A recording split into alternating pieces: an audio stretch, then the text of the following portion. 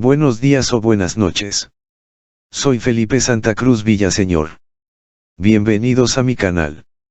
Ojalá que les haya gustado el tema de los 4 videos anteriores que tienen que ver con la guerra de intervención en Michoacán, en donde resaltamos la biografía del general Nicolás de Regul Escano, por haber estado varios días en nuestro poblado de Poturo, junto con don Justo Mendoza, el gobernador del estado. Iba a hacer un video corto de unos 15 minutos, pero sentí que era necesario profundizar en el tema, y por eso decidí presentar la información de esa manera. Para complementar el tema quise agregar un video más con algunas notas curiosas que dejé para un video al final, que son las siguientes. Número 1. Un tesoro escondido. Hace muchos años don Juan Camacho nos contó una historia de un grupo de militares de caballería que llegaron al paraje conocido como La Capilla, acamparon donde estaba un palmar, y dijo que de allí el jefe de ellos mandó a 2 hombres de su confianza a esconder un dinero que traían en 2 mulas cargadas de monedas. Tardaron unas horas en esconderlo y cuando regresaron al campamento ya no traían nada. Ya lo habían escondido. Dijo que nunca regresaron por ese dinero. Al estar leyendo la historia de la intervención en Michoacán recordé lo que platicó don Juan, porque en la batalla del 20 de febrero de 1866, en el Cerro de la Magdalena, el general Ramón Méndez llevaba varias mulas cargadas de dinero, y los guerrilleros chinacos, en el fragor de la batalla, lograron quitárselas y se quedaron con ese tesoro como botín de guerra. Al terminar la batalla dice el registro histórico que bajaron a Charapendo cargando ese botín, y de Charapendo se dirigieron a Tacámbaro tomando los caminos de Tierra Caliente, así que esa historia coincide con lo que nos platicó don Juan. Solo que al parecer no sucedió en la revolución como él decía sino en la guerra de intervención francesa. Si la historia de don Juan es verídica, tal vez este jefe militar tenía planes de regresar por ese dinero al terminar la guerra, pero ha de haber fallecido en la batalla de Tenguecho, en la de Uña de Gato, en la batalla de Pátzcuaro o en la de Zamora, y ya no regresó. Yo he ido 2 veces a buscar ese tesoro, pero no lo he encontrado. Las 2 veces que fui caminé todo el día, pero nada, solo quedé con cierta satisfacción de que siquiera lo intenté.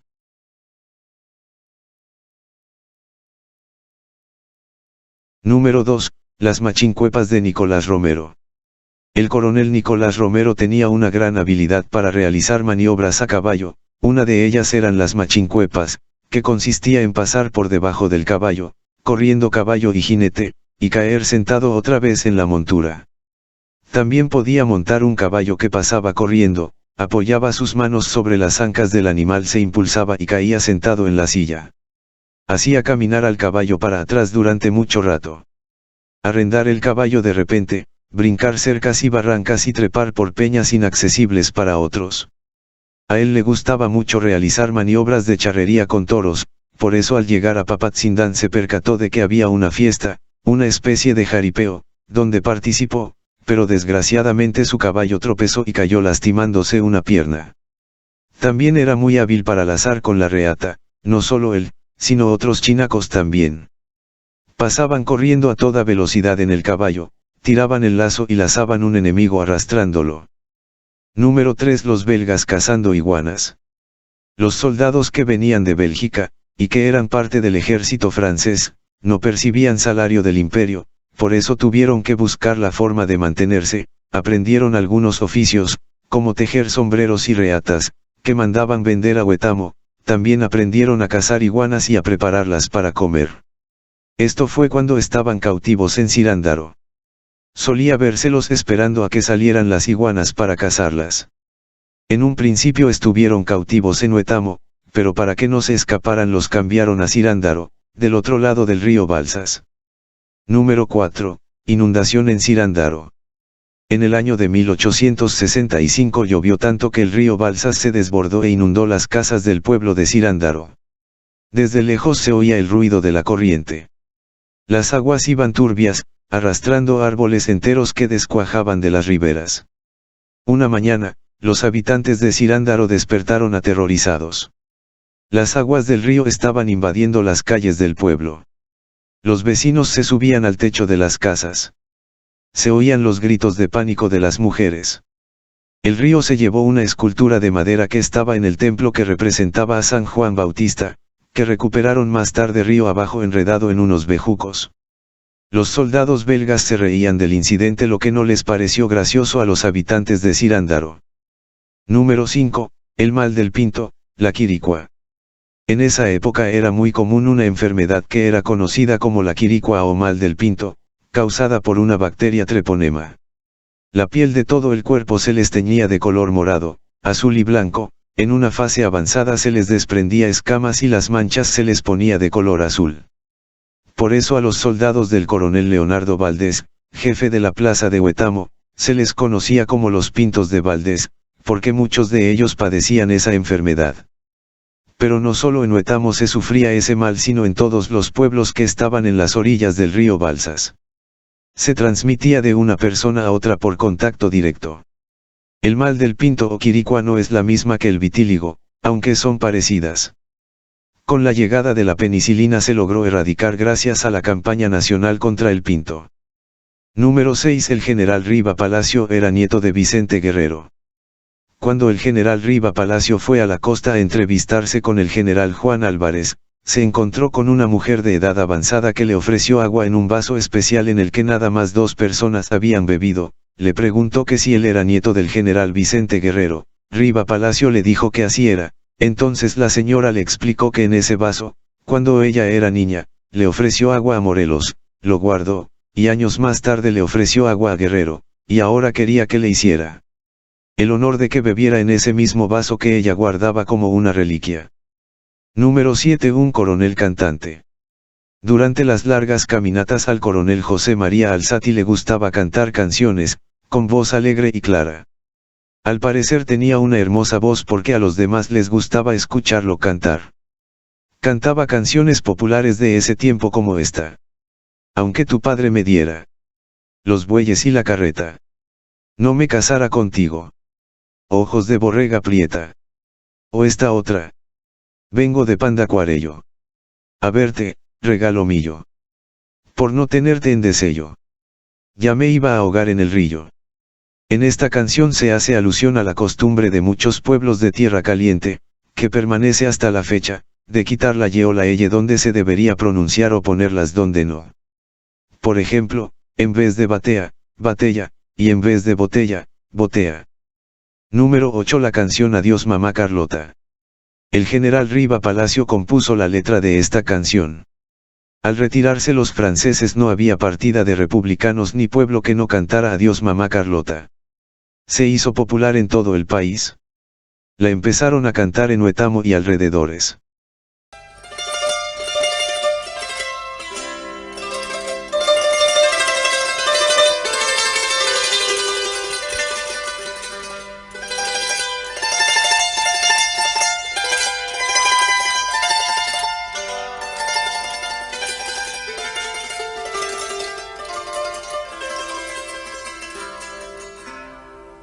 Alegre marinero con voz pausada canta, y el ancla ya levanta con extraño rumor.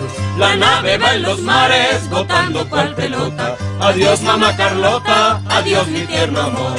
En la remota playa te miran con tristeza la estúpida nobleza del mocho y el traidor. En lo hondo de su pecho ya sienten su derrota. Adiós mamá Carlota, adiós mi tierno amor. Acábanse en palacio, tertulias, juegos, bailes, agítanse los frailes en fuerza de dolor. La chusma de las cruces gritando se alborota. Adiós mamá Carlota, adiós mi tierno amor.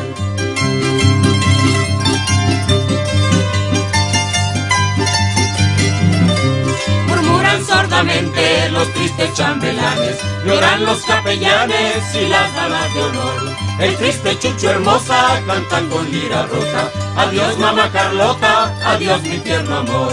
En tanto los chinacos ya cantan la victoria, guardando tu memoria sin dicen mientras el viento tu embarcación azota. Adiós mamá Carlota, adiós mi tierno amor.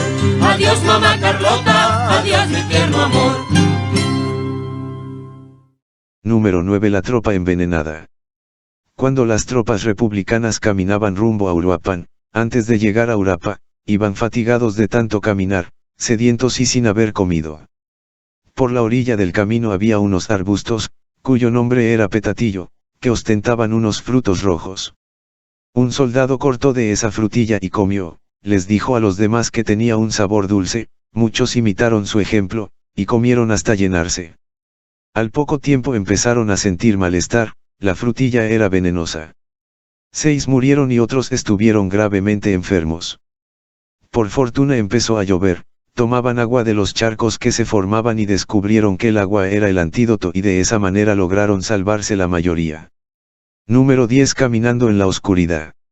El ejército republicano frecuentemente tenía que caminar de noche, por caminos a veces muy quebrados, a veces por un camino muy angosto en donde por un lado había un voladero y por el otro paredón.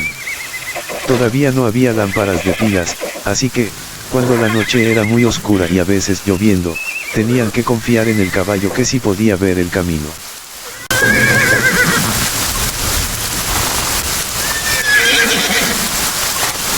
Número 11. Los prisioneros de guerra de Santiago con Guripo. Como ya hemos dicho, las fuerzas francesas perdieron en la batalla del 11 de abril de 1865 en Tacámbaro. A los soldados vencidos los trajeron primero a Huetamo para tenerlos como prisioneros de guerra, pero para evitar que se fugaran después los cambiaron a Cirándaro. Sin embargo, de Cirándaro empezaron a escapar cruzando a nado el río y otros internándose por el estado de Guerrero. Los que se quedaron estaban conspirando para desarmar al comandante Nicanor Gómez, quien era la autoridad militar en Cirándaro, para después caer por sorpresa sobre Huetamo. Por ese motivo el coronel Valdés decidió cambiar a los tenientes y sargentos a Santiago con Guripo, pueblo que está a 22 kilómetros de Cirándaro por la carretera actual. Los soldados rasos se quedaron en Cirándaro, para tenerlos separados, y de esa manera evitar que se sublevaran. Allí estuvieron cautivos los oficiales y sargentos belgas cuando les llegó la noticia del fusilamiento de varios jefes republicanos el 21 de octubre de 1865, en Uruapan. Entonces pensaron que en venganza los fusilarían, por ese motivo planearon fugarse, y la mejor opción que se les ocurrió fue navegar río abajo. En la noche del 25 de octubre de 1865 los prisioneros extranjeros fueron saliendo uno por uno de las casas donde se alojaban allí en Santiago con Guripo, y se dirigieron al río Balsas. Era una noche lluviosa y oscura. Se embarcaron en la canoa más grande que había en la orilla, y cortando las amarras se dejaron ir a discreción. No había remos, iban solo con el impulso del río. Los pobladores de Santiago con Guripo se enteraron de la evasión hasta el amanecer del día 26. De inmediato salieron correos a avisar de la fuga a las autoridades de Huetamo y Cirándaro. El coronel Leonardo Valdés dio la orden a su tropa de que los alcanzaran y los fusilaran de inmediato. Salieron a todo galope en sus caballos, llegaron primero a Cirándaro para darle órdenes de Valdés al jefe de esa plaza Nicanor Gómez. Entonces este con sus hombres se fueron corriendo por aquella orilla del río Balsas, y los soldados de Valdés corrieron por este lado del río. Al amanecer del día 27, los fugitivos habían avanzado unos 16 kilómetros río abajo, se bajaron a cortar madera para improvisar unos remos, de esa manera avanzaron más rápido. A las 3 de la tarde, iban más o menos por San Jerónimo, cuando los hombres que iban a caballo en su persecución alcanzaron a ver los que iban navegando en su bote. Hicieron unos disparos al aire para que se detuvieran. Entonces de inmediato se prepararon para el procedimiento de ejecución, allí mismo los iban a fusilar. Solo los obligaron a que se bajaran del bote para realizar ese terrible acto en la playa del río. Resulta que un poco después de que el coronel Leonardo Valdés dio la orden de que los alcanzaran y los fusilaran allí mismo, llegó el general Riva Palacio, para la buena suerte de los fugitivos. El coronel Valdés le informó a Riva Palacio lo sucedido, y al enterarse de la orden que había dado, en ese instante mandó llamar a uno de sus hombres, al tuerto Velasco, para que saliera a toda velocidad a impedir que los fusilaran. El tuerto Velasco salió de Huetamo a todo lo que daba su caballo, y llegó justo en el momento en que el pelotón de fusilamiento había recibido la orden de apunten. El tuerto Velasco gritó, indulto, indulto, pero el jefe del pelotón no le hacía caso. Se apeó a toda prisa de su caballo, y antes de que dijera, fuego, le puso la pistola amartillada en el pecho, y solo de esa manera pudo evitar el fusilamiento. Si los hubieran fusilado se hubieran echado a perder las negociaciones para el intercambio de prisioneros que se realizaría más tarde en Acuitzio el 5 de diciembre de 1865, en donde se hizo un intercambio de prisioneros franceses y belgas por prisioneros mexicanos. Número 12, la hacienda de San Antonio de las Huertas. El ejército republicano frecuentemente llegaba a refugiarse a la hacienda de San Antonio de las Huertas. Esta hacienda, antes de la guerra, era muy próspera. Los campos ostentaban cultivos de caña para producir piloncillo, con el tiempo producían azúcar, alcohol y aguardiente. Un río que pasa por allí fecundaba aquellas fértiles campiñas. Y en las cercanías se alza la inmensa mole del Cerro Mariana que sobresale de las demás montañas. También había milpas que ofrecían óptimas cosechas, y potreros con ondulante grama donde pasían vacas, toros y bueyes. Esta era una de las haciendas más florecientes del estado de Michoacán. Su administrador, don José María Abarca, era hospitalario con los republicanos que cuando necesitaban refugiarse de la persecución del ejército imperialista acudían allí para buscar asilo. En los vídeos anteriores mencionamos que el general Regules con su tropa llegaron a San Antonio de las Huertas después de la derrota de Tenguecho. Llegaron a esta hacienda para esconderse del ejército imperialista. Al dar la ubicación de San Antonio de las Huertas, Google Maps me mandó a una ubicación donde no hay nada. Quedé con la duda y me puse a investigar la ubicación correcta de esta hacienda y no costó mucho trabajo dar con ella. Pertenece al municipio de Nocupétaro. Está a bordo de la carretera Tiripetío-Heréndira. Antiguamente por allí pasaba el camino real que llevaba de Tacámbaro a Huetamo. En una ocasión llegó el general Vicente Riva Palacio a esta hacienda de San Antonio de las Huertas, cuando todavía era gobernador del estado, y allí estableció las oficinas del gobierno civil, por lo tanto, se habilita como capital provisional del estado. Aunque no recibiera un nombramiento oficial como capital provisional, pero al establecerse oficinas de gobierno estatal en cierto lugar de manera implícita se sobreentiende que se convertían en capital del estado al estar funcionando oficinas de gobierno, tal como sucedió con otros pueblos de Tierra Caliente, Tacámbaro, Turicato, Caracuaro, Huetamo, La Huacana, Churumuco y Poturo mismo también estuvo funcionando por casi 2 meses en esa misma calidad. Cuando estaba allí en San Antonio de las Huertas el gobernador del estado general Vicente Riva Palacio llegó el teniente coronel Luis Carrillo con una carta del general Ramón Méndez. Luis Carrillo fue hecho prisionero en la batalla de Cerro Hueco, pero el general enemigo Ramón Méndez lo liberó para que pudiera traer esa carta a San Antonio de las Huertas. En esa carta Méndez establece condiciones ventajosas para el intercambio de prisioneros, lo que no fue del agrado de Riva Palacio. El 8 de noviembre de 1865, el gobernador del estado, Vicente Riva Palacio, estando allí en San Antonio de las Huertas, bajo la sombra de unos inmensos árboles de tamarindo que había en la hacienda, dicta a su secretario la contestación de la carta al general Méndez, en donde le dice que no aceptaba sus cláusulas porque pretendía quedarse con los oficiales republicanos de alto rango para entregarlos al verdugo. Esta carta la dictó en voz alta de tal manera que los allí presentes escucharon lo que le contestaba a Méndez.